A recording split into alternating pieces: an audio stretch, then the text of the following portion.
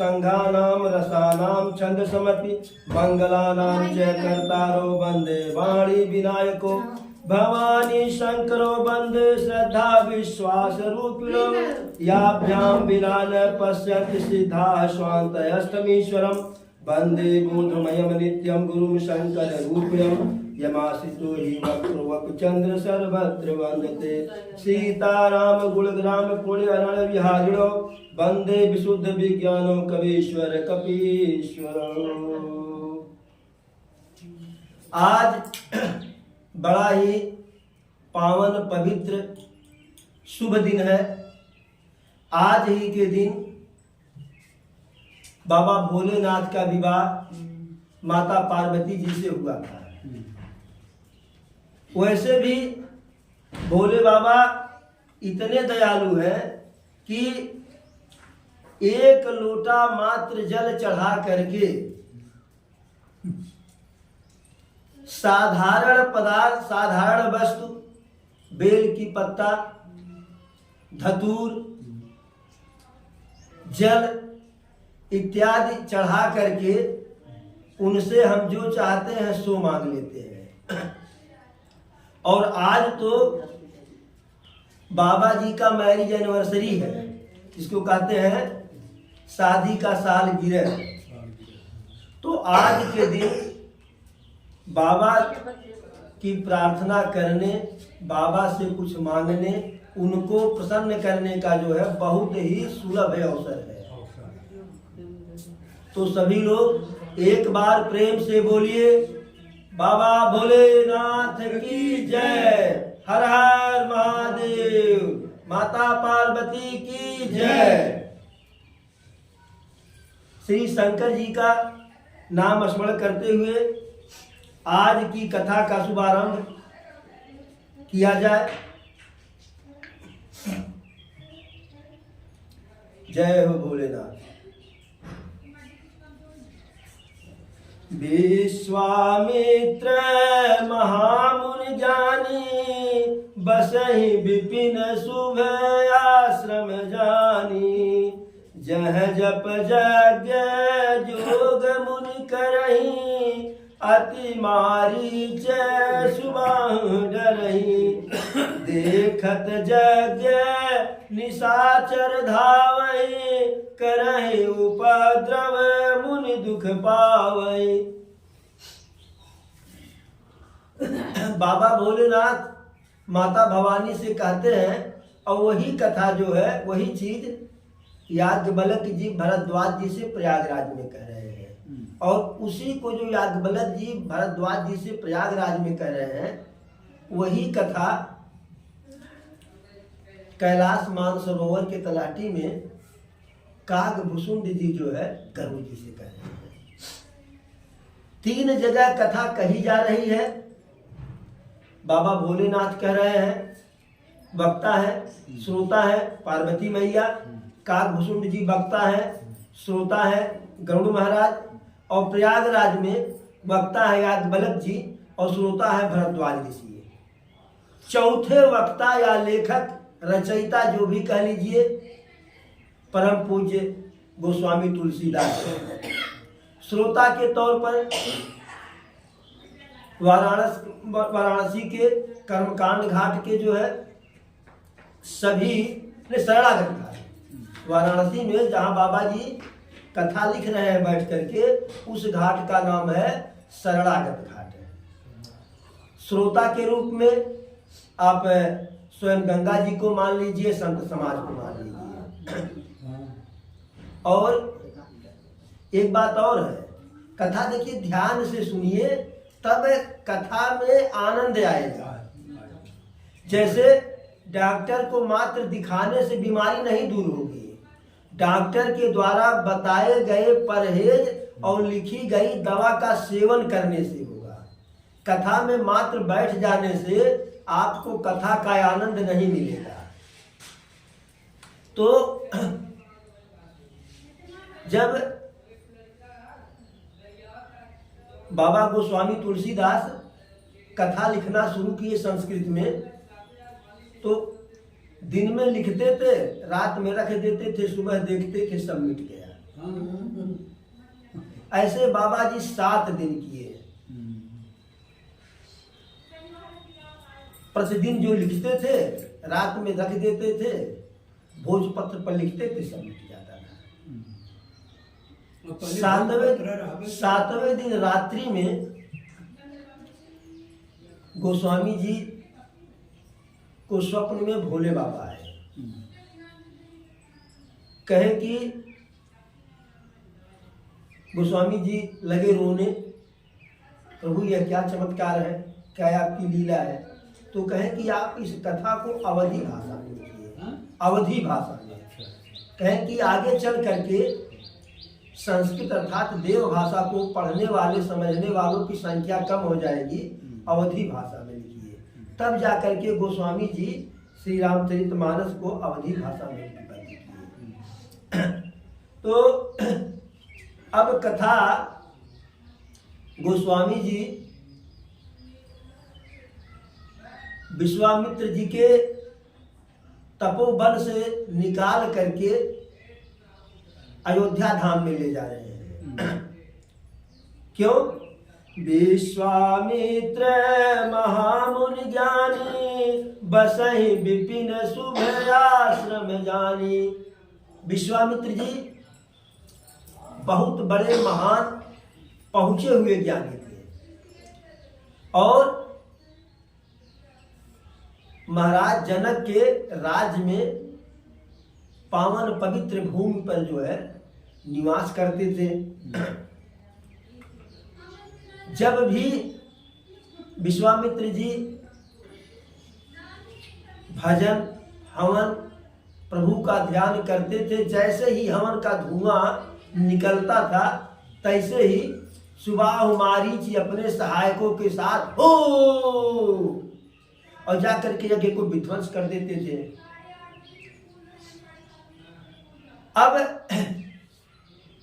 विश्वामित्र को बड़ी चिंता हुई, भाई अच्छा व्यक्ति से तो प्रतिवाद कर लेता है, भल मानुष से तो अपनी बात कर लेगा, लेकिन भल मानुष नीच मानुष से कैसे निपटेगा। विश्वामित्र ऋषि, महर्षि, राजर्षि, ब्रह्मर्षि, देवर्षि, अब वो राक्षसों से कैसे निपटे। हालांकि इनके पास तपबल भी था और भौतिक बल भी था, यह अस्त्र शस्त्र की विद्या में निपुण थे, लेकिन समस्या का समाधान यह नहीं था। भाई भगवत भजन करने के लिए हाथ में तीर धनुष लेकर के नहीं बैठेंगे ना, क्योंकि प्रभु को ध्यान करना होता है। अब रोज रोज की यही बात। तो हमारे यहाँ जब रामलीला होता था तो बाबा एक गीत यही गाते थे, नित होत काज भजन में, कहो कैसे रहे ये बन में। नित होत काज भजन में, कहो कैसे रहे ये बन में। अब यह विचार करते हुए चिंता इनको सता रही है। तो गाधि तनय मन चिंता व्यापी, हरि बिनु मरहि न निशिचर पापी। विश्वामित्र जी के पिताजी का नाम था गाधि। तो गाधि तनय मतलब गाधि के पुत्र विश्वामित्र जी के मन में यह चिंता हो गई, बड़ा चिंतित हुए कि भगवत भजन हो नहीं पा रहा है और इन असुरों का, राक्षसों का संहार बिना प्रभु के तो नहीं होगा, कोई राजा महाराजा किसी योद्धा के द्वारा नहीं होना है। तब मुनिवर मन कीन विचारा, प्रभु अवतरऊ हरन महि भारा।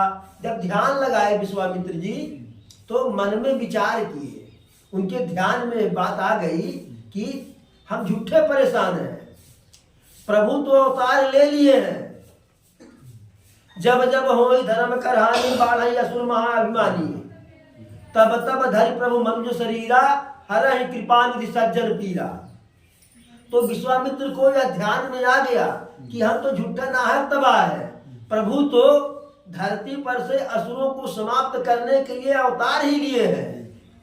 विप्रधेन सुर संतहित लीन मनुज अवतार, ब्राह्मण के, गौ माता के, धरती माता के, ऋषि मुनि और देवताओं के हित के लिए प्रभु मनुष्य के रूप में अवतार लिए हैं।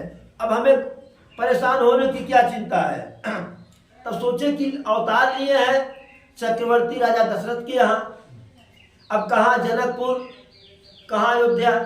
अब वहां से वो जो है मन में विचार किए कि चल रहे हैं अयोध्या नरेश से विनती करके प्रभु को मांग लाएंगे। और सुने हैं कि राम और लक्ष्मण की जोड़ी बड़ा ही जो है मनोहर है, बड़ा विचित्र जोड़ी है, अद्भुत जोड़ी है, अनोखी जोड़ी है। तो एक को मांगेंगे तो दूसरा अपने आप मिल जाएगा। एक को मांगेंगे, भाई गाय कहीं से लाइए, साथ में बछड़ा हो तो अपने आप बछड़ा आ जाएगा, बाछी अपने आप आ जाएगी। तो यही विचार कर रहे थे। यह मिस देखऊं पद जाई, करी बिनती नौ दो भाई। इसी प्रकार से जा करके प्रभु का दर्शन भी हो जाएगा, और अगर प्रार्थना करने पर चक्रवर्ती नरेश दे देंगे राम को, तो राम के साथ लक्ष्मण को भी लेकर के आ जाएंगे। सस्पेंस था या था कि जैसे चौथेपन में पाए हुए हैं। ज्ञान विराग सकल गुण यना, सो प्रभु मय देखब भरि नयना। जो प्रभु ज्ञान के, वैराग्य के और सारे गुणों के दर्पण हैं, उन्हीं प्रभु को आएंगे तो ठीक है, लेकिन अगर नहीं आएंगे, नहीं दे रहे हैं, तो हम ऋषि हैं, हमारा आशीर्वाद दशरथ जी अवश्य जो है अपने पुत्रों को दिलाएंगे। जब आशीर्वाद लेने के लिए आएंगे तो उस समय हम भर नजर जो है देख लेंगे। जरा देर ठहरो राम, तमन्ना यही है कि अभी हमने जी भर के देखा नहीं है। जरा देर ठहरो राम, जरा देर ठहरो राम, तमन्ना यही है कि अभी हमने जी भर के देखा नहीं है, कि अभी हमने जी भर के देखा नहीं है।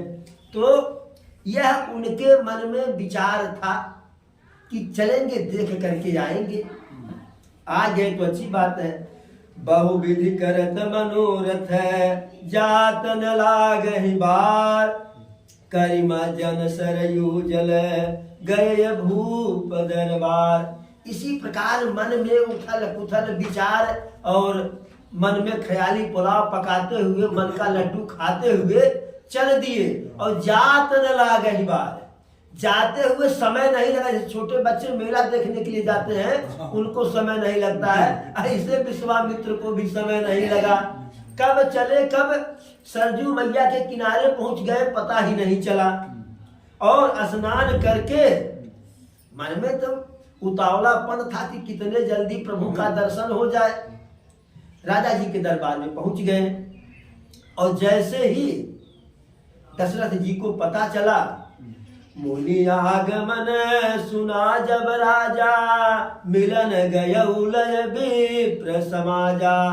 जैसे ही दशरथ जी को पता चला कि हमारे राज्य में, हमारे महल में विश्वामित्र जी का आगमन हो गया है, तो अकेले नहीं गए। उनके सम्मान में, जो उनके राज्य में, जो राज दरबार में वशिष्ठ इत्यादि जो गुरु ब्राह्मण मित्र रहते थे, सबको साथ में ले जाकर के सम्मान अगवानी के लिए गए और उनको ले आए। करि दंडवत मुनि सन्मानी, निज आश्रम बैठार नियानी। साष्टांग प्रणाम करके, दंडवत करके, सम्मान उनको ला करके उचित सुसज्जित सुंदर आसन पर बैठाया गया। अब चरण पखारी कीन्हयति पूजा, मौसम आज धन्य नहीं दूजा। उनके चरणों को जल से धोया गया, धुलाई हुई चरणों को धो दिया गया, जो है चरणोदक लिया गया। और दशरथ जी अपने भाग्य की सराहना कर रहे हैं, हे प्रभु, आज तो हमारे जैसा कोई भाग्यवान नहीं है। नाना प्रकार के भोजन इत्यादि करवाए, सेवा सम्मान किया गया। फिर जिसकी जो है कल्पना थी, जिसे उम्मीद से विश्वामित्र जी वहां गए थे कि नहीं दोनों तो एक काम होगा, तो वह काम उसका समय आ गया। पुनि चरणन मेल यशुतचारी, राम देखी मुनि देह विसारी। फिर दशरथ जी अपने चारों पुत्रों को ला करके, चारों लड़कों को ला करके विश्वामित्र के चरणों में डाल दिए कि बाबू चरणों में दंडवत प्रणाम करो, आशीर्वाद लो। तो जैसे ही राम को विश्वामित्र जी देखे, अपना सुध बुध खो दिए। मैं तो सुध बुध बिसराई, सांवरिया बावरिया। भय मगन देखत मुख शोभा, जनु चकोर पूरन ससिलोभा। जैसे ही प्रभु के शरीर को, मुखड़े को, चेहरे को देखे विश्वामित्र जी, तो वह चकोर बन गए। राम कथा शशि किरण समाना, संत चकोर करहि जहि पाना। गोस्वामी तुलसीदास जी कहते हैं कि राम की कथा शशि किरण, चंद्रमा के किरणों की तरह से है। संत राम कथा शशि किरण समाना, संत चकोर करहि जहि पाना। जहाँ पे संत समाज है, उस कथा का चकोर की तरह से पान करता है। चकोर एक पक्षी है, चंद्रमा को रात भर दूर से ही निहारता है। तो विश्वामित्र जी चकोर पक्षी बन गए, एक टक जो है प्रभु के जो है मुखड़े को निहार रहे हैं। तब मन हरसी बचन कहराऊ, मुनि यस कृपा न कीन्हु काऊ। अब शिष्टाचार फॉर्मेलिटी पूरा हो गया। अब दशरथ जी कह रहे हैं विश्वामित्र जी से, हे मुनिवर, अब आप अपने आगमन का कारण कहिए। आपका इसके पहले कभी कृपा नहीं हुआ, हमारे राज्य में आपका चरण नहीं पड़ा जो है। के ही कारण आगमन तुम्हारा, कहूँ सो करत न लाऊ बारा। हे ईश्वर, अब आप आदेश कीजिए, किस हेतु, किस उद्देश्य से आपका आगमन हुआ है, तत्काल बताइए। उसे पूरा करने में हम समय नहीं लेंगे। तो विश्वामित्र जी कहते हैं, असुर समूह सतावहि मोहि, मैं जाचन आयहु नृपतोहि। अब विश्वामित्र जी कहते हैं, हे राजन, हम भगवत भजन करते हैं, हवन करते हैं, पूजन करते हैं, ध्यान करते हैं, तो असुरों का समूह हमें सताते हैं, हमारे पूजन में विघ्न पैदा करते हैं। और अब यहाँ दो अर्थ है, मैं जाचन आयहु नृपतोहि। एक तो जाचन माने जांचना, परीक्षा लेना, अंदाजना, और दूसरा याचन माने मांगना। दोनों अर्थ है। विश्वामित्र जी कहते हैं कि हे राजन, हम आपसे कुछ मांगने आए हैं। तो पूछे कि कौन से असुर सताते हैं? तो कहे कि लंका के राजा रावण का तो नाम आप सुना ही होगा। कहे हाँ सुने हैं, आगे कहिए। कहे कि उनके गवर्नर हैं, उनके राज्यपाल हैं, उनके मामा हैं सुबाहु मारीच, जो उनके छत्रप हैं, यहाँ इधर जनकपुर के जंगली एरिया में रहते हैं, और वह अपने राक्षसों के साथ आकर के हमारे यज्ञ को विध्वंस कर देते हैं, हमें भजन नहीं करने देते हैं। तो दशरथ जी कहते हैं, इसमें कौन सी बड़ी बात है? मैं स्वयं अपने अस्त्र शस्त्रों के साथ अयोध्या के संपूर्ण सेना को लेकर के हम चल रहे हैं, सुबाहु मारूच की ऐसी की तैसी। तो विश्वामित्र कहे, इससे यज्ञ की रक्षा नहीं होगी। अगर आप इधर से जाएंगे ससेना, तो उधर से लंका का राजा रावण भी आएगा, और आज के समय में उसे परास्त करना थोड़ा कठिन है।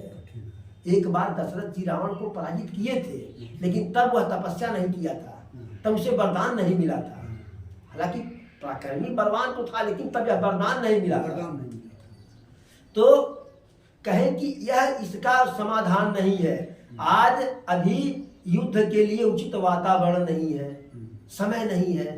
तब कहे आगे कहिए, अनुज समेत देहु रघुनाथा, निश्चर बधमय हो वसना था।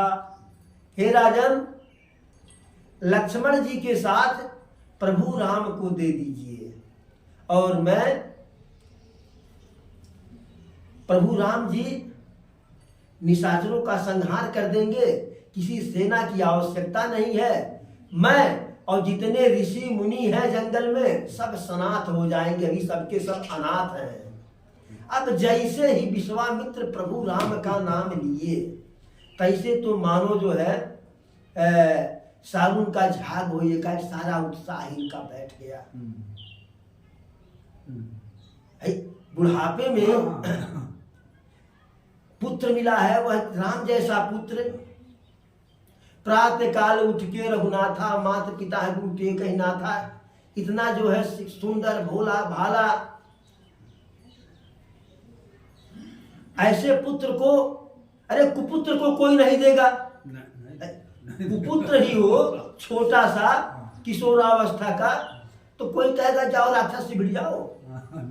दशरथ जी कहे अभी तो राम छोटे हैं, युद्ध के दाव पेच को नहीं जानते हैं। हाँ, हम मानते हैं कि छोटा मोटा शिकार कर लिए हैं। दशरथ जी बहुत दुखी होकर के जो है कहते हैं, रमैया मोरे बारे मैं नाही देई हो बन का, रमैया मोरे बारे मैं नाही देई हो बन का। अब हित राम मोरे बार लरिकवा, अब हित राम मोरे बार लरिकवा। चढ़त डराल अंगनैया से ओ सारे मैं नाही देयो बन का, रमैया मोरे बारे मैं नाही देयो बन का। दशरथ का यह पुत्र मोह देख करके विश्वामित्र जी अंदर अंदर खूब मगन हुए, खूब खुश हुए, लेकिन ऊपर से नाराज होते हैं। आगे की कथा में है, ध्यान से सुनिए। भूदेहु भूप मन हर, देहु भूप मन हर्षित, तजहु मोह अज्ञान। धर्म सुजस प्रभु तुम को, इन कह अति कल्याण। विश्वामित्र जी कहते हैं कि हे राजन, आप सस्पेंस न कीजिए, व्यर्थ में चिंता मत कीजिए, प्रसन्न मन से दीजिए। अपने मोह यानी माया, प्रेम और अज्ञानता को त्याग दीजिए। आप राम को नहीं जानते हैं। धर्म सुजस प्रभु तुम कहो, अरे आपका यश बढ़ेगा। धार्मिक राजाओं का जब जब नाम होगा तो आपके नाम से ही शुरू होगा, साथ ही प्रभु का भी कल्याण होगा इसमें। अब सुनी राजा अति अप्रिय वाणी, हृदय कंप मुख दुति कुमिलानी। चौथ अपन पायहु सुतचारी, विप्र वचन नहीं कहु विचारी। जैसे इस बात को सुने तैसे ही जो है उनके लिए अप्रिय ही वाणी था, इसकी उम्मीद नहीं थी। उनका हृदय कपने लगा और चेहरे का जो प्रकाश था, जो गर्व था, जो है कांति थी, वह बिल्कुल को मिला गई। जैसे कमल का फूल जो है सुबह सुबह कोई तोड़ करके फेंक दे, मुरझा जाए। कहते हैं हे ऋषिवर, चौथे पन में हम 4 पुत्र पाए हैं, और आप मांगे भी तो उन पुत्रों को मांग लिए, उसमें से भी राम को मांग लिए। मांगहु भूमि धेनु धन कोसा, सर्वस देऊ आदु सरोसा। आप गाय मांगिए, भूमि मांगिए, धन मांगिए, सारा राजकोष मांग लीजिए, मैं सहर्ष जो है तत्काल आपको दे रहा हूं। फिर आगे क्या कहते हैं, देह प्राण तेय प्रिय कछु नाही, सो मुनि देहु निमिष एक माही। हे ईश्वर, शरीर और प्राण से प्रिय किसी के लिए कुछ नहीं होता है। आप अगर मेरे प्राणों को मांगिए तो एक निमिष नहीं लगेगा, एक निमिष के अंदर मैं तत्काल आपको दे दूंगा। निमिष का मतलब जो है यह पलक का झपकाना, वही एक निमिष होता है, एक सेकंड।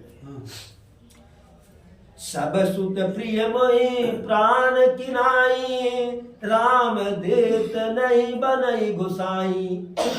वैसे तो सारे पुत्र हमें अपने प्राण की तरह से प्रिय है, फिर भी राम तो और प्रिय है, उनको तो नहीं दिया जाता।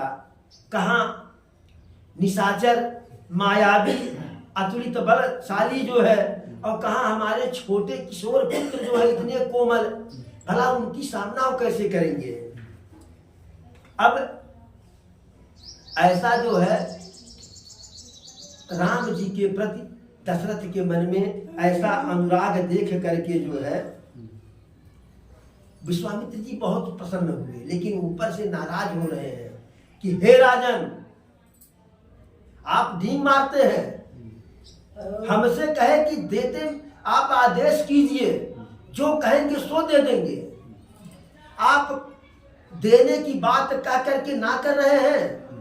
अरे आपके ही कुल में जो है महाराज हरिश्चंद्र थे, वह अपने वचन के रक्षार्थ स्वयं बिक गए, पत्नी को बेच डाले, पुत्र को बेच डाले जो है। और एक राजन थे जो कबूतर के लिए इन्हीं के कुल में जो है वो अपने जो है शरीर के मांस को काट काट कर खिला डाले। आप उस कुल के हैं, अपने कुल में अपयश बन रहे हैं, कलंक लगा रहे हैं। विश्वामित्र जी वशिष्ठ जी से कहते हैं, हे ईश्वर, आप महाराज को समझाइए, शायद यह प्रभु की महिमा नहीं जानते हैं। अभी प्रभु को जितना हम जानते हैं, आप जानते हैं, उतना पुत्र मोह में पड़ करके जो है महाराज जी नहीं जान रहे हैं, समझाइए। तब वशिष्ठ बहु विधि समझावा, नृप संदेह नाश कह पावा। तब वशिष्ठ जी जो है दशरथ जी को समझाते हैं, राम की महिमा के बारे में बताते हैं, तो उनका जो संदेह था जो है वह दूर हो गया। अति आदर दूत तनय बुलाए, हृदय लाई बहु भांति सिखाए। सम्मान सुमंत जी से कहे कि राम और लक्ष्मण को बुला करके लाइए। आए, दोनों पुत्रों को ऐसे हृदय से लगा लिए सीने से, और उनको बड़े ढंग से समझाए। और विश्वामित्र जी से कह रहे हैं, मेरे ये प्राण नाथ सुत दो, तुम्हें मुनि पिता यान नहीं को। हे ईश्वर, यह दोनों ही पुत्र हमारे प्राणों की तरह से हैं, और आप आज से आप ही इनके माता है, पिता है, मात्र जो है गुरु और ऋषि नहीं है, सब कुछ आप ही हैं। और पुत्रों को जो है विश्वामित्र के साथ जाने के लिए कह देते हैं, पुत्रों को आशीर्वाद देते हैं, और प्रभु दशरथ जी के चरणों में से आशीर्वाद ले करके माता के पास जो है आशीर्वाद लेने चले जाते हैं लक्ष्मण जी के साथ। वहां से आते हैं, पुरुष सिंह दो वीर, हरसि चले यमुनि भय हरन, कृपा सिंधु मति धीर, अखिल विश्व कारण करन। पुरुष सिंह दो वीर, दोनों सिंह की तरह से, वीर पुरुष की तरह से मुनि जी के साथ जो है उनके भय को हरने के लिए चल देते हैं। कृपा सिंधु मति धीर, जो कृपा के सागर हैं, जो मति धीर हैं, जो सारे संसार के सभी कारणों के कारण हैं। अब उनकी सुंदरता जो है तो आप जान ही रहे हैं, अरुण नयन उर बाहु विशाला, नील जलज तनु श्याम तमाला। कमल के, लाल कमल की तरह से उनके नेत्र हैं, बाहु जो है विशाल है, लंबे लंबे है, घुटनों को छूते हुए जो है, नील जलज, जैसे नीला कमल, नीले कमल की तरह से, तनु श्याम तमाला, कटिपट पीत कसे भर भाता, कमल में जो है पीतांबर को कसे हुए हैं, और रुचिर चाप सायक दुर्भाथा, हाथ में सुंदर धनुष है, बाण है। श्याम गौर सुंदर दो भाई, विश्वामित्र महानिधि पाई। गोरे लक्ष्मण जी सांवले प्रभु से राम जी के जोड़ी को पा करके विश्वामित्र को लगा कि जो है आज हमने जो है इस संसार का क्या, पूरे ब्रह्मांड का जो है कोटि कोटि अनंत अखंड ब्रह्मांड की सारी खजाना हमको मिल गया जो है। फिर सोचते हैं राजन, राम जी हमारे लिए अपने माता पिता सबको त्याग दिए हैं। चले जात मुनि दीन दिखाई, सुनी ताड़ का क्रोध कर धाई।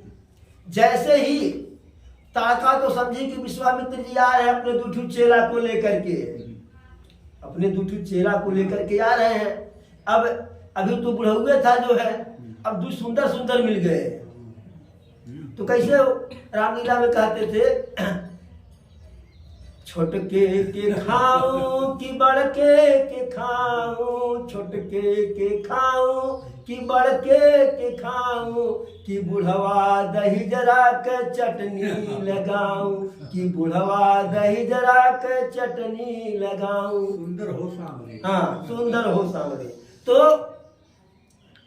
ताड़का सोची, विचार करने लगी कि अब बुढ़वा को क्या करेंगे, ये सुंदर सुंदर है। अब वहां बस विमर्श कर रही है कि सांवलिया को खा लूं जो सबसे सुंदर है, या जो गोरा है लखड़लाल उनको खा लूं मार के। ऐसे ही कर रहे थे। इतने में प्रभु जो है, एक ही बाण प्राण हर लीना, दीन जानते ही निज पद दीना। प्रभु एक ही बाण जो है मारे और ताड़का के प्राण का अंत हो गया। उसे दीनहीन जान करके प्रभु जो है अपने शरण में भेज दिए परम धाम को। तब ऋषि निज नाथ जिय चीनी, विद्या निधि कहूं विद्या दीनी। हालांकि विश्वामित्र जी जानते तो थे भगवान है, लेकिन थोड़ा सा उनका जो है, उनको भी सस्पेंस था 50-50 कि भगवान नहीं है तो प्राकर्मी तो है, ये है, काम हो जाएगा।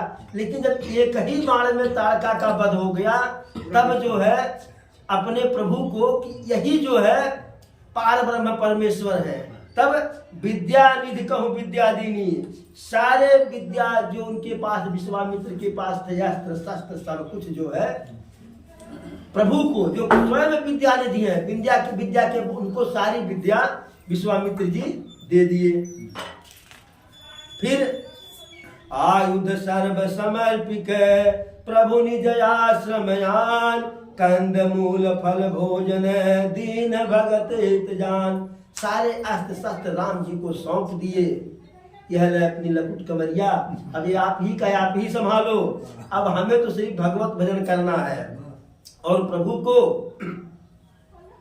कंदमूल फल खाने के लिए सभक्त प्रेम पूर्वक दिए। रात्रि बीता जो है,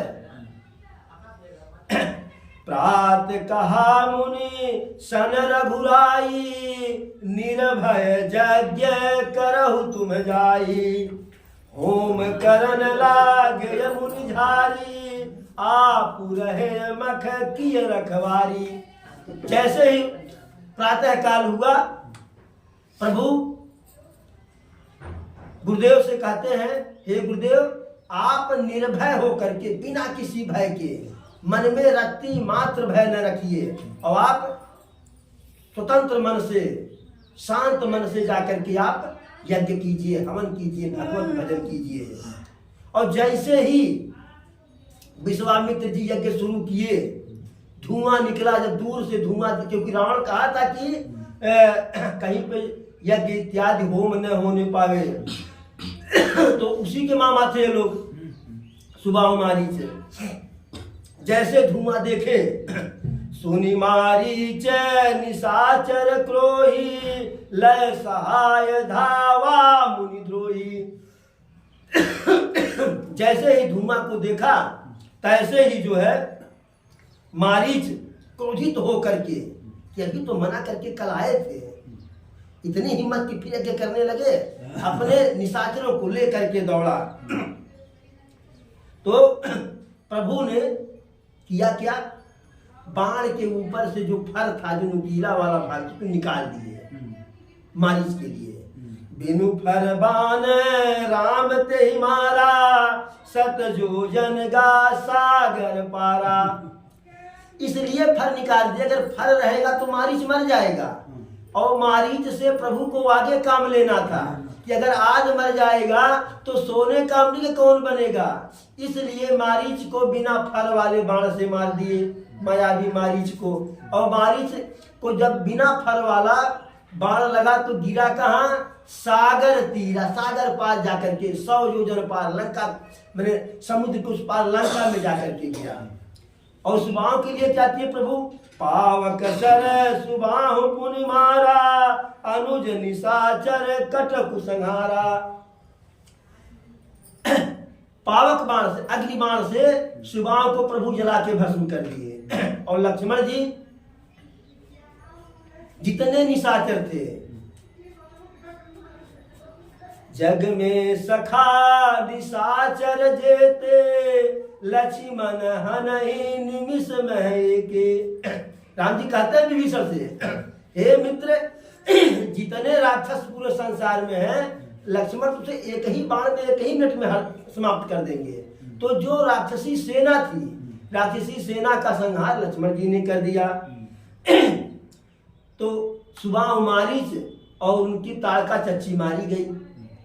अब तो प्रभु का काम वहां समाप्त हो गया, लेकिन कोई कार्य बिना कारण के नहीं होता है। प्रभु कुछ दिन वहां रहे कुटिया में मुनि के साथ। तह पुनि कछुक दिवस रघुराया, रहे यकीन विप्रन परदाया। वहां प्रभु कुछ दिन रहे और ऋषि मुनि ब्राह्मणों के ऊपर दया करते रहे, उनको सहारा देते रहे। भगति हेतु बहु कथा पुराना, कहे विप्र यद्यपि प्रभु जाना। जो ऋषि मुनि विप्र ब्राह्मण देवता कथा कहते थे, प्रभु तो जानते ही थे, लेकिन फिर भी प्रभु मन लगा करके सुनते थे।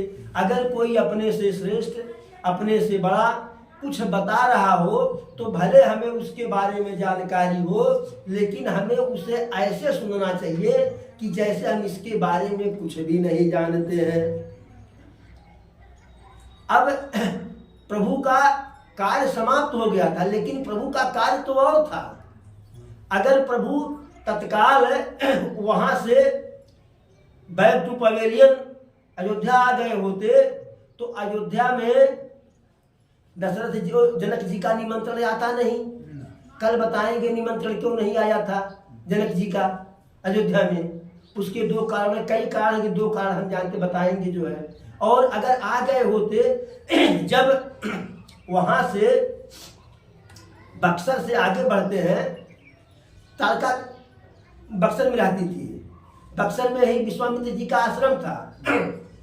प्रभु के भक्त भजन गाते हैं ना, अरे धनी बानी रउआ धनी बानी, राजा दशरथ के ललन रउआ धनी बानी। बक्सर में जाई प्रभु तालुका के मरला, बक्सर में जाई प्रभु तालुका के मरला। मुनि जी कयगिया रचौले बानी, रउआ धनी बानी, रउआ धनी बानी। राजा दशरथ के ललन रउआ धनी बानी। तो बक्सर में उनका आश्रम था, लेकिन अगर वहीं से वापस आ जाते तो फिर आगे अहिल्या माता का तरनतार कैसे होता। प्रभु तो वहां सफर के जा नहीं रहे थे। तो माता अहिल्या का उद्धार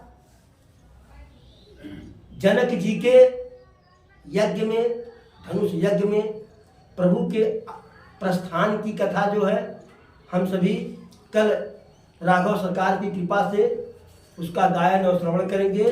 बोलो वृंदावन बिहारी लाल की जय, अयोध्या राम लला की जय, चारों भैयन की जय, पवन सुत हनुमान की जय। हर हर महादेव।